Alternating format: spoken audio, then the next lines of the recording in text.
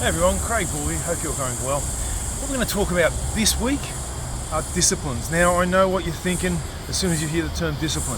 God, it means I've got to do stuff. You've probably got a picture in your mind, I've got to get up at 5 in the morning, I've got to do some exercise a lot harder than what I would otherwise do. That's discipline, baby. Or you've probably got some picture in your mind of Dave Goggins yelling at you, thinking that that's discipline. Nothing could be further from the truth, okay? Myself personally, I don't even like getting up too early in the morning. I like to exercise at lunchtime or in the afternoon, sometimes later at night. Your body's warmed up, it's ready to go. This is not about exercise, as I often say to people, even when I'm giving them advice about exercise. I'm not an exercise physiologist. What I'm talking about is 3 applications this week of discipline, some simple things. Discipline of perception is going to be the first one. Discipline of action is going to be the next one, and onwards from that. The first one we're going to talk about, as I said, is discipline of perception. Now, often we can perceive things to be other than they are. Okay, we can assume something from little or no evidence. And a mate of mine shared with me today is our time in the military taught us to do that. So for me, it's a bit of an unlearning, and if you've had military service, you may commit the same thing as well.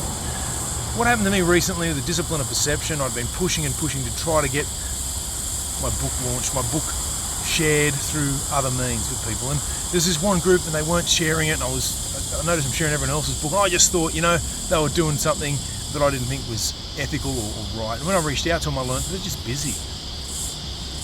You ever think of something as silly as that? They're just busy. They get a lot of stuff all the time, and it's not easy to fit in. And when they explained it to me, I didn't go accusing them. I thought I had, and I was like, shit. When I realised how I communicated with them, I'd actually brought it up, and they started to explain it to me. And I said, look, please be aware, and I explained the limitations in my thinking. So being aware of what your limitations are, say, look, I don't see it. All I see is X, Y, I don't see Z, or something part of the piece is missing. So ask yourself, when you start to have a reaction, or you start to have a negative approach to something that's based on your perception, ask yourself, what are the limits here? What else could be going on? It's worth doing that exercise to try to find that out. So that's discipline number 1.